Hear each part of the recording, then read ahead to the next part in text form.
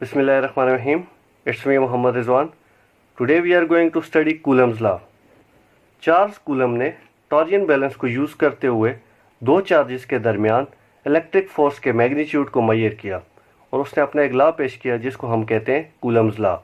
इस लॉ की स्टेटमेंट को अगर देखें, द फोर्स ऑफ अट्रैक्शन और repulsion between the two point charges is directly proportional to the product of charges and inversely proportional to the square of the distance between them. यानी कि late हमारे पास दो charges हैं Q1 and Q2 और दोनों charges के दरमियान distance R है। फिर इस लॉ के मुताबिक जो फोर्स होगी इन चार्जेस के दरमियान वो प्रोपोर्शनल होगी प्रोडक्ट ऑफ देयर चार्जेस, यानी कि product of Q1 and Q2 and square of the distance between them, यानी कि F प्रोपोर्शनल होगी Q1 into Q2 divided by R square. अगर हम प्रोपोर्शनल का साइन हटाएं तो ये बनेगा F is equal to K Q1 Q2 divided by R square के यहाँ पे हमने एक कांस्टेंट लगा दिया।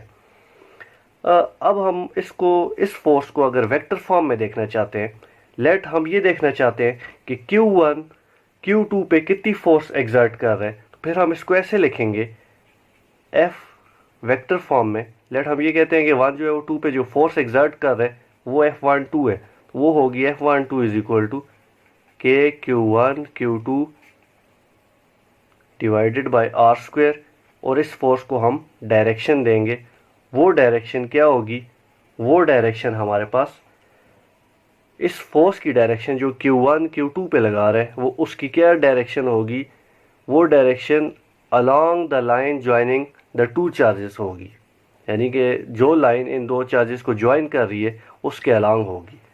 इसी तरह अगर हम Q2 चार्ज की वजह से Q1 के ऊपर जो फोर्स लग रही है उसको देखना चाह रहे हैं तो वो क्या होगी, F21 is equal to K Q1 Q2 divided by R square और इसके साथ यूनिट वेक्टर R इंटू 21 आ जाएगा। अब अगर हम ये देखें, लेट Q1 के लिए हमने यूनिट वेक्टर R12 ड्रा किया था।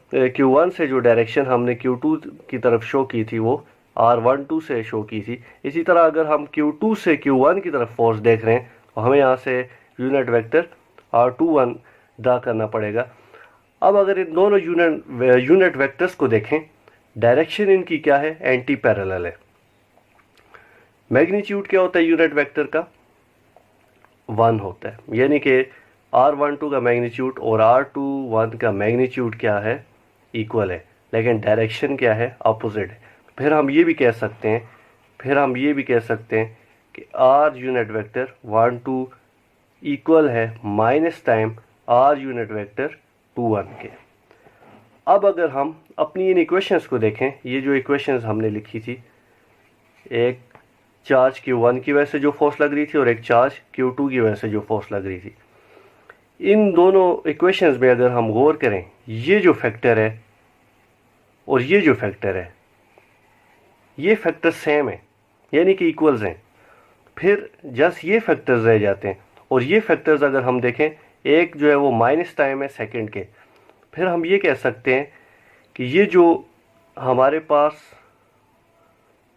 फोर्स ड्यू टू Q1 थी F12, ये इक्वल होगी minus time force due to Q2, यानी कि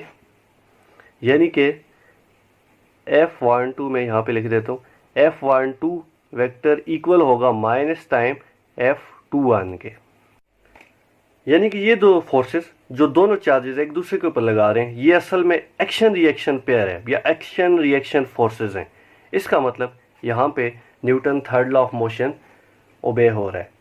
अच्छा, अब हमने यहाँ पे जब प्रोपोर्शनल का साइन हटाया था तो एक कांस्टेंट K लगाया था।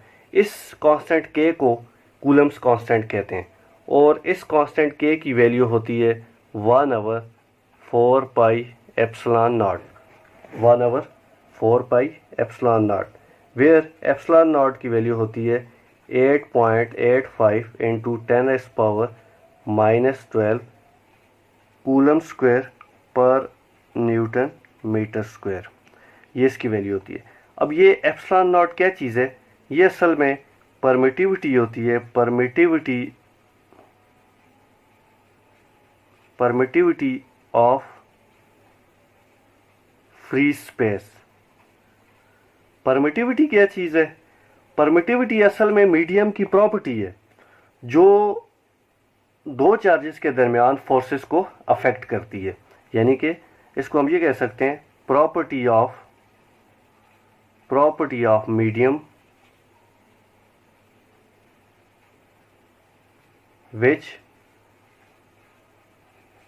affects the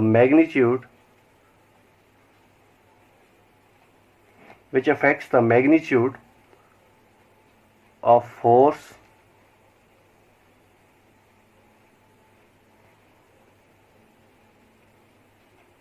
between two charges।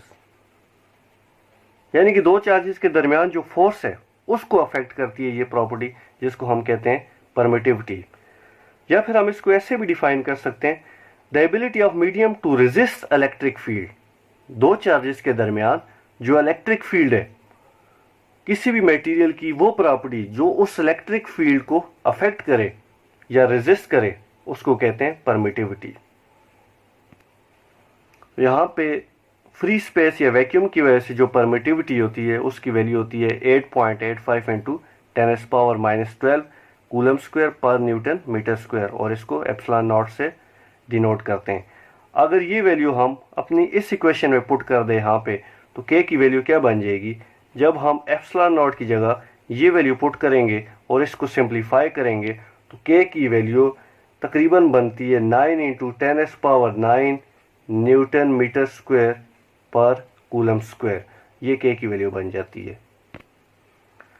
अब ये वैल्यू ऑफ के किस चीज़ पे डिपेंड करती है, यानी कि ये वैल्यू किस फैक्टर की वजह से चेंज हो सकती है? तो याद रखना है ये ईटा के हवाले से पॉइंट है। वैल्यू ऑफ के किस चीज़ पे डिपेंड करती है? ये दो फैक्टर्स पे डिपेंड करती है। पहला फैक्टर हमारे पास ये सिस्टम ऑफ यूनिट पे डिपेंड करती है। अगर आप सिस्टम ऑफ यूनिट को चेंज करेंगे तो आपके पास के की वैल्यू क्या हो जाएगी? चेंज हो जाएगी। जैसे ये अभी हमने एसआई यूनिट्स में एसआई सिस्टम में ये वैल्यू लिखी हुई है। अगर यहाँ पे हम सीजीएस ले आते हैं या एफपीएस सिस्टम ले आते हैं तो के की वैल्यू क्या हो जाएगी? चेंज हो जाएगी। दूसरी बात, दूसरा फैक्टर जिस पे के की वैल्यू डिपेंड करती है, मीडियम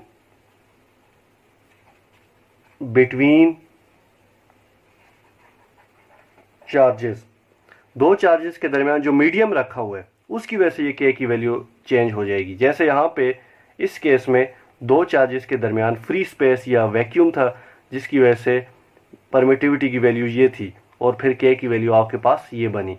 लेकिन अगर हम इन दो चार्जेस के दरमियान कोई और मटेरियल ले आते हैं तो उससे आपके पास ये परमिटिविटी की वैल्यू क्या हो जाएगी? चेंज हो जाएगी, जिसकी वजह से के की वैल्यू आपके पास चेंज हो जाएगी। अच्छा, अब अगर हम दो चार्जेस के दरमियान वैक्यूम के अलावा कोई मटेरियल रख देते हैं, कोई मटेरियल मीडियम ले आते हैं, तो फिर हमारे पास कूलम लॉ क्या हो जाएगा? फिर हम यानी कि अगर अदर देन वैक्यूम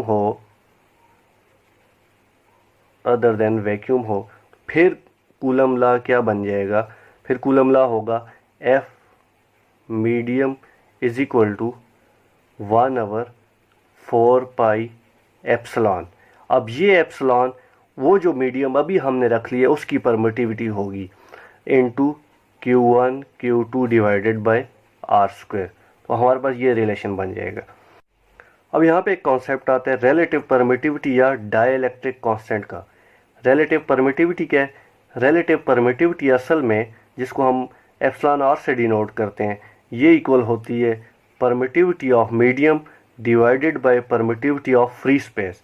यानी कि ये दो परमिटिविटीज़ की रेशो होती है, एक permittivity of medium divided by permittivity of free space. अब अगर यहाँ से हम परमिटिविटी ऑफ मीडियम निकालना चाहें तो एप्सिलॉन नॉट जो कि यहाँ पे डिवाइड हो रहा है लेफ़्ट साइड जाके मल्टीप्लाई हो जाएगा, तो परमिटिविटी ऑफ मीडियम बन जाएगी epsilon is equal to epsilon naught into epsilon R. ये टर्म या ये वैल्यू अगर हम इस इक्वेशन में यूज़ करें इस एप्सिलॉन की जगह, तो हमारे पास ये बन जाएगा F medium is equal to 1/4 4 pi epsilon naught into epsilon r Q1 Q2 divided by r square, या फिर मज़ीद सिंप्लीफाई करें F medium is equal to 1/, epsilon r by common ले लेते हैं और ये बन जाएगा 1/, 4 pi epsilon naught into Q1 Q2 divided by r square. अब अगर हम ये देखें, ये जो फैक्टर है 1/, 4 pi epsilon naught Q1 into Q2 divide by r square, ये भी पीछे हमने डिस्कस किया था। ये असल में एफ था। कौन सा एफ? जब दो चार्जेस के दरमियान कोई भी मीडियम नहीं रखा हुआ था, यानी कि वैक्यूम थी या फ्री स्पेस थी, तो ये वो एफ है। तो हमारे पास रिलेशन क्या बन गया? F medium is equal to 1/, epsilon r times F. यानी कि जब हमने एक मीडियम ले आए दो चार्जेस के दरमियान, फिर जो फोर्स होगी उन दो चार्जेस के दरमियान, जो फोर्स ऑफ अट्रैक्शन और रिपल्जन होगी, वो 1/, एप्सिलॉन आर टाइम्स डिक्रीज हो जाएगी। 1/, एप्सिलॉन आर टाइम्स डिक्रीज हो जाएगी। तो ये हमारे पास रिलेशन बन जाता है जब दो चार्जेस के दरमियान कोई भी हम मीडियम इंसर्ट कर दें। अच्छा, यहाँ पे अगर हम देखें, हमने कहा रिलेटिव परमिटिविटी असल में रेशो होती है दो परमिटिविटीज़ की। इसका मतलब रिलेटिव परमिटिविटी यूनिट लेस है, क्योंकि जो भी आपके पास रेशो होती है, जैसे रिफ्रैक्टिव इंडेक्स है, इस तरह जैसे आपके पास स्ट्रेन आ गया, change in length divide by original length, इनकी आपके पास यूनिट नहीं होती। तो यहाँ पे रिलेटिव परमिटिविटी क्या है? यूनिट लेस है। अगर रिलेटिव परमिटिविटी यूनिट लेस है तो इसका मतलब रिलेटिव परमिटिविटी फिर डायमेंशन लेस भी है। डायमेंशन लेस, ये दो पॉइंट्स याद रखने, अक्सर ईटा में पूछे जाते हैं, या इसका यूनिट पूछ लिया जाएगा या फिर डायमेंशन पूछी जाएगी। तो ना ही इसका कोई यूनिट होता है और ना ही इसकी डायमेंशन होती है। रिलेटिव परमिटिविटी की वैल्यू डिफरेंट मीडियम के लिए डिफरेंट होती है। यानी कि अगर हम कहें कि फ्री स्पेस या फिर जिसको हम वैक्यूम कहेंगे, उसके लिए रिलेटिव परमिटिविटी की वैल्यू क्या होती है? तो जब हम फ्री स्पेस या वैक्यूम की बात करेंगे तो यहाँ पे भी हम क्या पुट कर देंगे? Epsilon naught. तो epsilon naught divide by epsilon naught जब कैंसिल हो जाएगा, यानी कि relative permittivity for free space और वैक्यूम की कितनी होती है? 1 होती है। Relative permittivity for free space और वैक्यूम इज इक्वल टू 1 होती है। लेकिन फ्री स्पेस के अलावा अदर देन वैक्यूम कोई और मटेरियल ले आते हैं चार्जेस के दरमियान, अदर देन वैक्यूम, फिर रिलेटिव परमिटिविटी की वैल्यू ग्रेटर देन 1 हो जाएगी। फॉर फ्री स्पेस और वैक्यूम इज इक्वल टू 1 होती है, और अदर देन वैक्यूम या फ्री स्पेस रिलेटिव परमिटिविटी की वैल्यू ग्रेटर देन 1 होती है। ये दो बातें याद रखनी है ईटा के हवाले से। नेक्स्ट है हमारे पास limitations of Coulomb's law. Coulomb's law की लिमिटेशंस क्या है? कूलम्स लॉ की पहली लिमिटेशन है कि Coulomb law is only applicable on point charges. यानी कि ये जो कूलम लॉ है हमारे पास, या ये जो फॉर्म है F इज इक्वल टू के Q1 Q2 over are square, ये सिर्फ पॉइंट चार्जेस के ऊपर एप्लीकेबल है। पॉइंट चार्जेस क्या होते हैं? ऐसे चार्जेस या ऐसा चार्ज जो हम किसी सर्टन रेफरेंस पॉइंट पे लें, यानी कि ऐसा चार्ज जिसकी डायमेंशन, कोई भी डायमेंशन ना हो, जिसका कोई भी साइज ना हो, वॉल्यूम ना हो, तो उसको हम पॉइंट चार्ज कहेंगे। यानी कि zero dimensional charges called point charge. Let हमने ये चार्ज P पॉइंट पे ले लिया, ये एक चार्ज Q पॉइंट पे ले लिया, तो ये पॉइंट चार्जेस होंगे। इन दोनों के दरमियान जो डिस्टेंस होगा वो हमारे पास R हो जाएगा। अगर पॉइंट चार्जेस नहीं होते, लेट सपोज अगर हमारे पास पॉइंट चार्जेस नहीं है, फर्स्ट करते हैं, चलें ये एक पॉइंट चार्ज है, लेकिन इस साइड जो हमने चार्ज लिया हुआ है वो किसी सरफेस के ऊपर डिस्ट्रीब्यूट है, किसी सरफेस के ऊपर डिस्ट्रीब्यूट। अब अगर हम इन दो चार्जेस के दरमियान फोर्स ऑफ अट्रैक्शन या रिपल्जन देखना चाह रहे हैं, तो उसके लिए हमें इनके दरमियान डिस्टेंस देखना पड़ेगा। अब वो डिस्टेंस जो कि R से यहाँ पे डिनोट किया था, वो डिस्टेंस हम इस पॉइंट से यहाँ तक लें या इस पॉइंट से यहाँ तक लें, इस पॉइंट से यहाँ तक लें, कौन सा डिस्टेंस लें, तो यहाँ पे हमें इशू आएगा। यानी कि चार्जेस हमारे पास कैसे होने चाहिए, पॉइंट चार्जेस होने चाहिए। दो चार्जेस को हम ट्रीट कर सकते हैं एज अ पॉइंट चार्जेस अगर उनके दरमियान डिस्टेंस उनके साइज से मच ग्रेटर हो, फिर वो हमारे पास as a point charge behave करेंगे। यानी कि ये पार्ट अगर बहुत दूर चला जाता है तो ये दूर एक पॉइंट की तरह बिहेव करेगा हमारे पास। तो ये कूलम्स लॉ की पहली लिमिटेशन है। कूलम्स लॉ की दूसरी limitation, coulomb law is only applicable on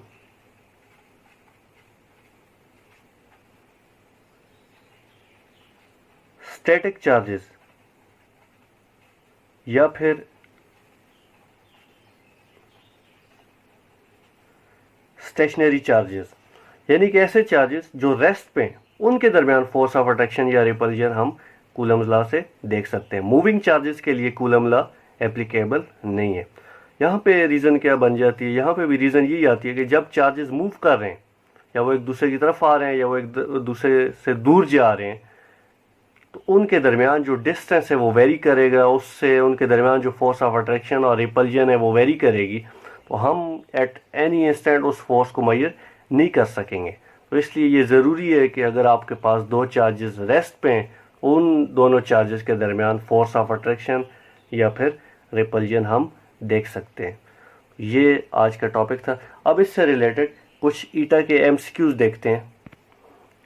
पहला एमसीक्यू है जो 2007 मेडिकल के टेस्ट में आया था। ये एमसीक्यू क्या कह रहा है, if the distance between two charge particle is half the Coulomb's force between them becomes.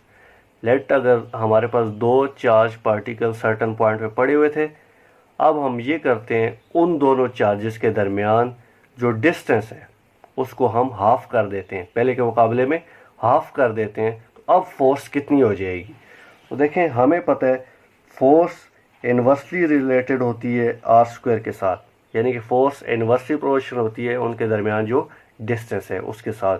अब अगर हम आर की जगह अगर हम हाफ ऑफ आर स्क्वायर कर देते हैं, तो हाफ आर का होल स्क्वायर जब ओपन करेंगे आर स्क्वायर हो जाएगा, लेकिन 1/2 का स्क्वायर क्या हो जाएगा 1/4। तो 4 जब थर्ड प्लेस से फर्स्ट प्लेस पे जाएगा, फोर्स पहले के मुकाबले में 4 टाइम्स हो जाएगी। तो इसमें राइट ऑप्शन हमारे पास डी आता है, 4 टाइम्स। दूसरा एमसीक्यू है, the Coulomb's force between the charges in air is 2 Newton. The coulomb force between these charges in insulating medium having relative permittivity is 3.8। कहते हैं कि दो चार्जेस हैं, जब उन दोनों चार्जेस के बिटवीन एयर थी उस टाइम फोर्स 2 न्यूटन थी।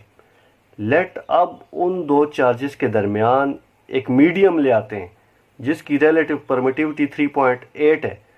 अब बताएं फोर्स कितनी हो जाएगी। बहुत ही आसान एमसीक्यू है।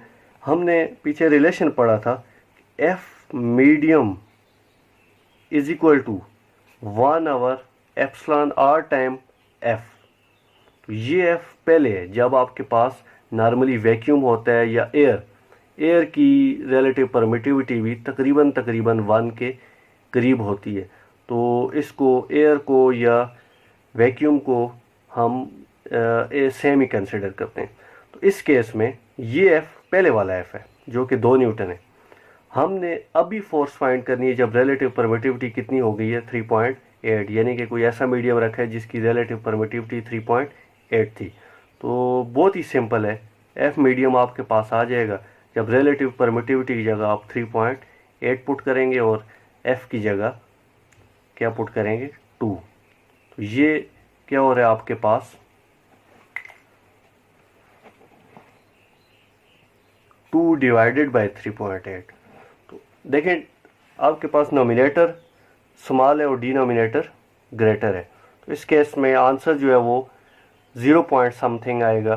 तो इसमें राइट ऑप्शन आ रहा है 0.53, क्योंकि बाकी जो 3 ऑप्शन है उनमें 0 पॉइंट वाला कोई भी ऑप्शन नहीं है। तो यही राइट ऑप्शन हो सकता है। थर्ड एमसीक्यू है, a charge is divided into two parts Q and Q minus Q and separated by distance R. The force of repulsion between them will be maximum when. कहते हैं late हमारे पास एक charge था, late हमारे पास एक charge था,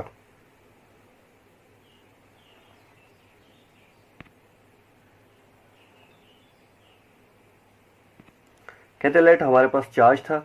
अब वो चार्ज पॉजिटिव है या नेगेटिव है, लेट कोई भी एक चार्ज था, ठीक है। हम ये करते हैं उस चार्ज को डिवाइड कर देते हैं, उस चार्ज को क्या कर देते हैं, डिवाइड कर देते हैं। अब हमारे पास दो चार्ज हो गए नेचर में, अब वो या तो दोनों पॉजिटिव होंगे या दोनों नेगेटिव ही होंगे, वो पहले वाले चार्ज पे डिपेंड कर रहा है कि वो क्या था, पॉजिटिव था या नेगेटिव था। अब वो दो चार्जेस एक दूसरे को रिपेल करेंगे।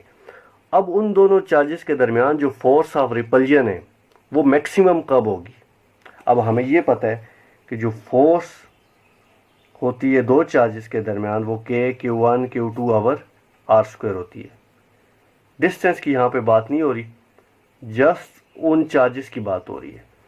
अब अगर इस फार्मूले के मुताबिक देखें तो फोर्स मैक्सिमम कब होगी, जब इन दोनों चार्जेस का प्रोडक्ट मैक्सिमम होगा।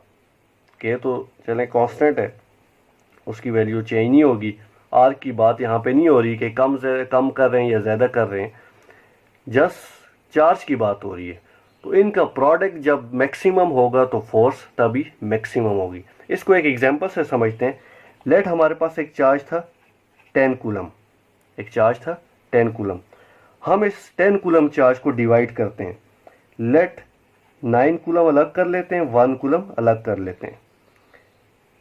लेट हम 8 कूलम अलग कर लेते हैं, 2 कूलम अलग कर लेते हैं। लेट हम 7 कूलम अलग कर लेते हैं, 3 कूलम अलग कर लेते हैं।